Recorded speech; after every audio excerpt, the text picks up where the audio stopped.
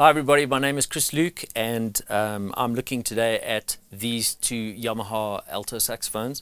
This is the YAS26, it's got the number on the back here, and the other one I'll be looking at later is the YAS280. So obviously this is the entry-level saxophone, the first one in the range, and on the specs it's labeled as standard saxophone. And then the 280 comes after that, and after that there are a whole range of Yamaha saxophones that go up in price and professionality and so on.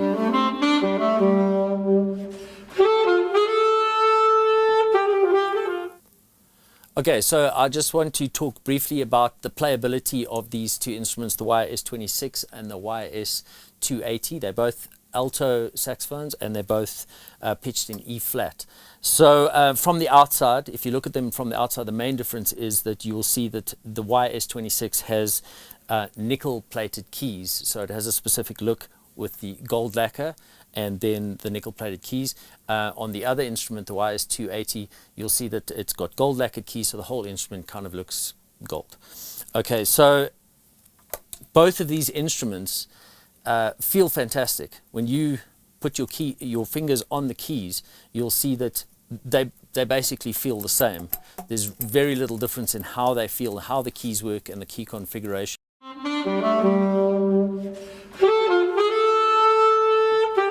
So I've picked up the YAS280, and we're comparing the YAS280 with the YAS26.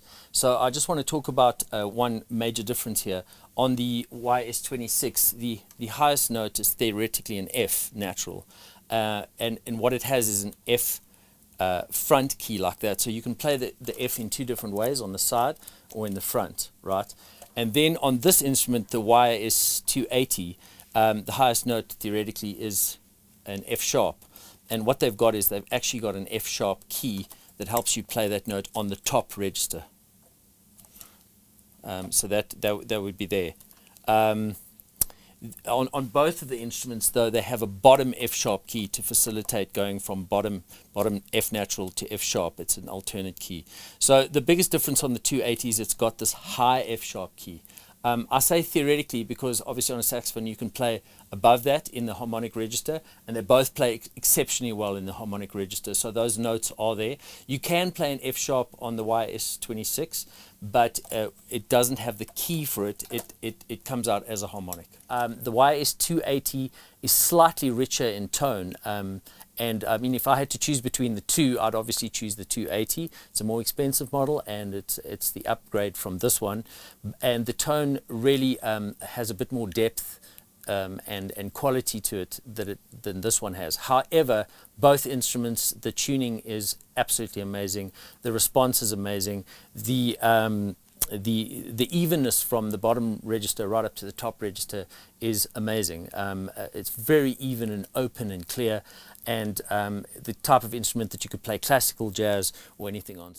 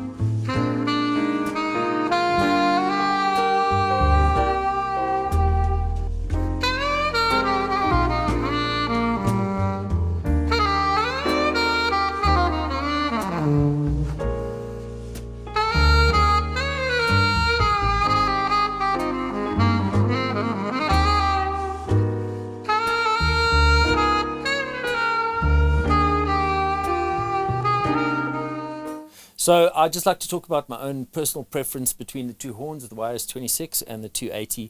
I would certainly choose the 280. I prefer there's a richness in tone that may be better suited to ballad gigs, which I do more of in the industry, and really getting a melody to sing. with that richness of tone. However, the YAS26 could be well suited to a funk or pop gig where you need the instrument to cut through. I find the tone a bit more cutting and piercing, but both horns would do the job. But I really enjoy the richness of tone that's going on in the 280. So as a personal preference, this would be the one I choose out of the two. So in conclusion, the YAS26 and the YAS280 are really fantastic instruments. People ask me if the price difference is worth it. It absolutely is. Every time you go up to a new level of price or model with a Yamaha instrument, it certainly adds something to your playing. But both instruments can really do the same job. As a professional, I would use either of these instruments on a professional gig. They both are fantastic in intonation, ease of playing. The tone is fantastic. Yeah, and I have no problem in recommending this to anybody who would want to play saxophone. It certainly is a fantastic instrument.